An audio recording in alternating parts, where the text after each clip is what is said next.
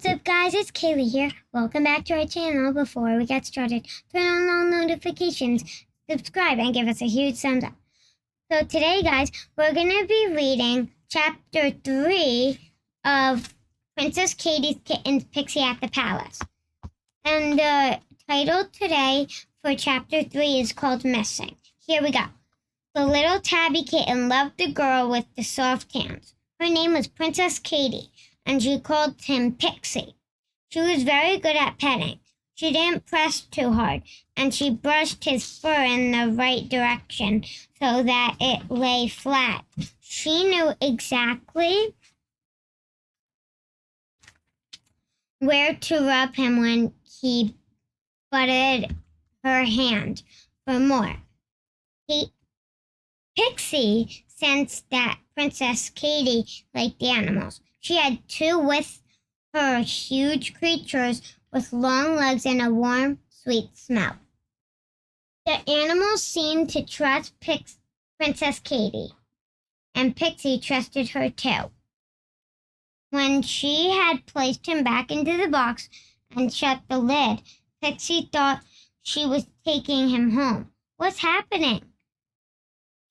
His tortoiseshell sister squeaked in alarm. Pixie meowed confidently. We're safe now. But Princess Katie didn't take the kittens home. Instead, she left the box in a dark place. Pixie pressed his face against the side and peered through an air hole, but not even a glimmer of light shined through it. Pixie could hardly believe it. What was going on? Why had Princess Katie left them? Anxiously, he paced around the box until his brother and sisters complained that he was treating on them.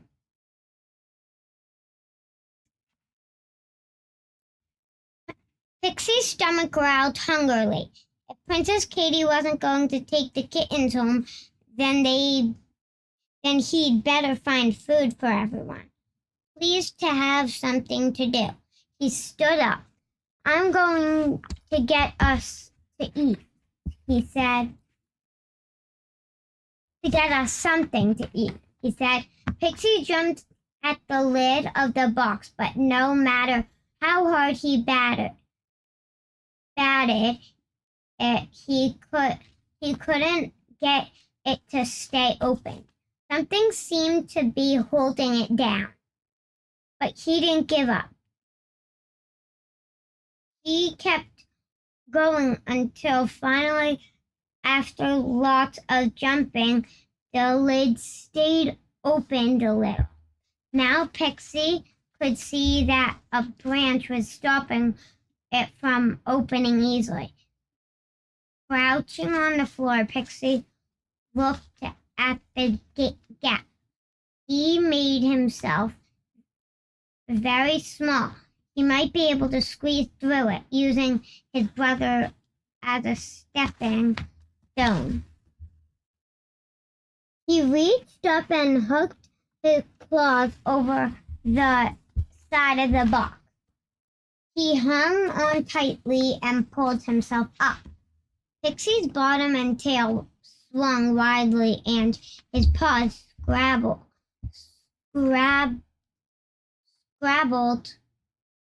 against the box's side. He forced his head through the gap, panting, and he stayed there for a moment, catching his breath. Then he pulled up his back paws. He overbalanced and toppled forward. He reached out to save him, but he couldn't get a grip. Branches snagged at his fur, slowing him down until he landed in a pile of leaves with a soft stood. Pixie's bones ached, but remembering what his mother had taught him, he sprang up and stared around, checking for danger. To relief, there was none. Consciously, Pixie forced his way through the bush until he came out into the open. Ears pricked and paths. Ears pricked and he came.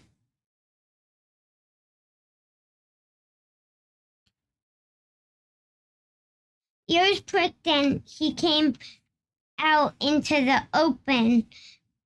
Ears pricked and whiskers twitching. He stood on the forest path and sniffed the air. There were so many new and wonderful smells. Pixie felt much braver now. Paws tingling with excitement, he set out to explore. Princess Katie, if you stopped watching the clock and watched where you were going, you might learn this dance more quickly, said Madam Quickstep, the royal dance teacher. Princess Katie blushed. Sorry, madam. Let's start from the beginning. Go back to the middle of the room, pushing her glasses back on her nose. Madam Quickstep signaled before the pianist to start playing. Katie stood very still, listening to the open bars of the music on the piano and counting herself in. 1, 2, and 1, 2, 3, and start. Gracefully, she stepped forward, lifting her arms out to the side, swinging her hips. Step 2, 3, turn, jump, point, shimmy across the room and jump again. A picture of a tiny kitten with pointed ears floated into her mind. Unwiggly, Katie pushed it away. She couldn't think about Pixie. If she didn't get this dance right, Madam Quickstep would never let her out of the lesson. Katie concentrated on her moves, but her gold dance shoes tapping out a beat in time with the music. She was almost finished. Now for the tricky part. Run, leap, and fly. Landing gracefully, Katie did a perfect pirouette and came to a stop with her hands high in the air.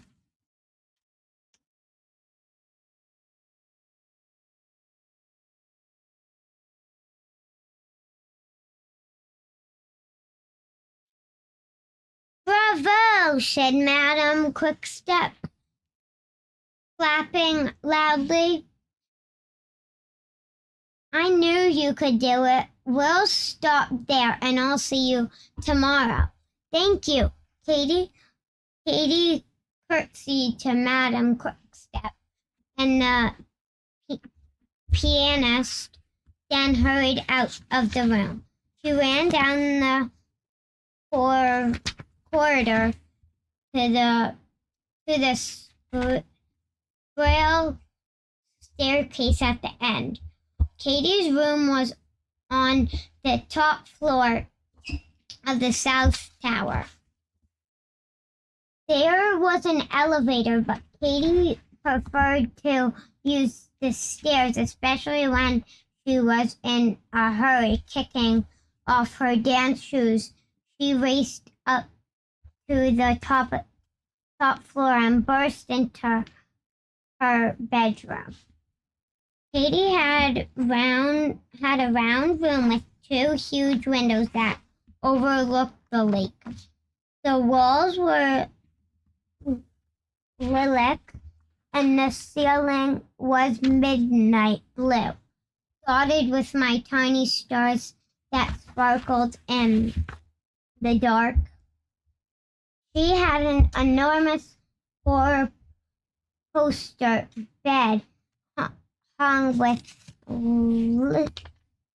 lilac and silver drapes, and a matching comforter and curtains.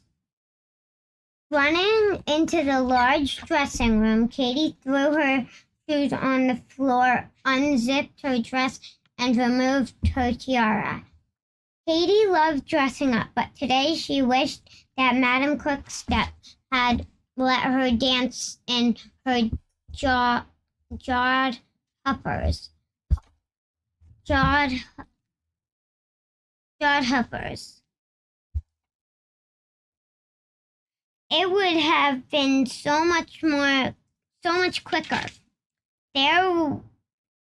There was no time to put anything away, so Katie left her clothes in a heap and hopped. Mom wouldn't want student. Mom wouldn't suddenly decide to inspect her room. Princesses were supposed to be tidy.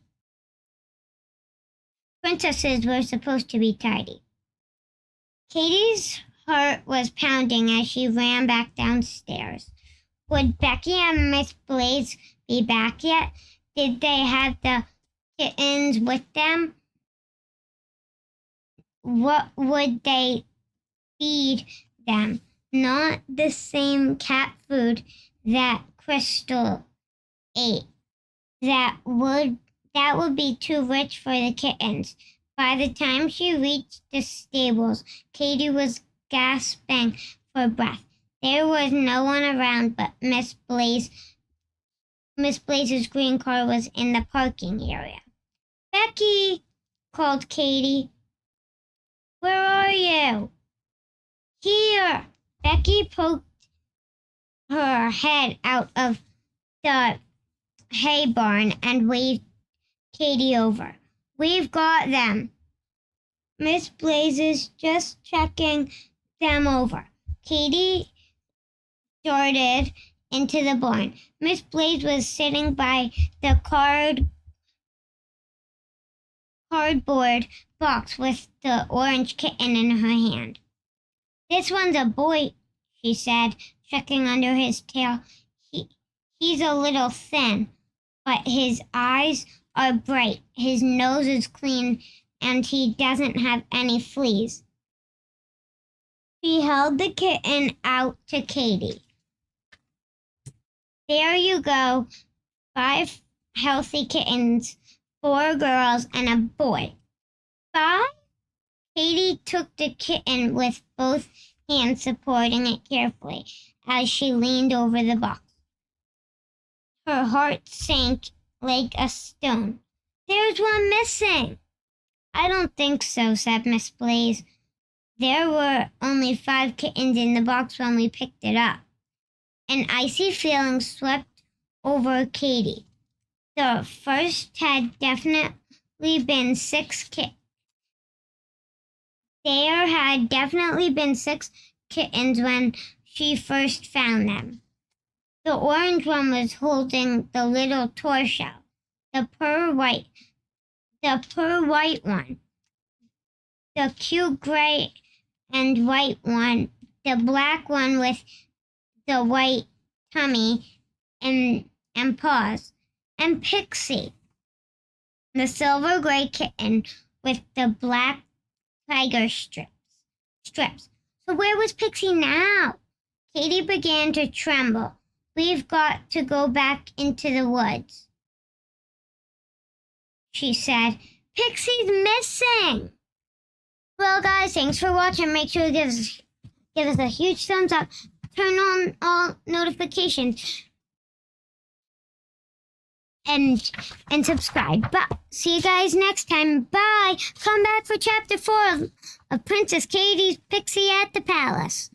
Bye. See you next time.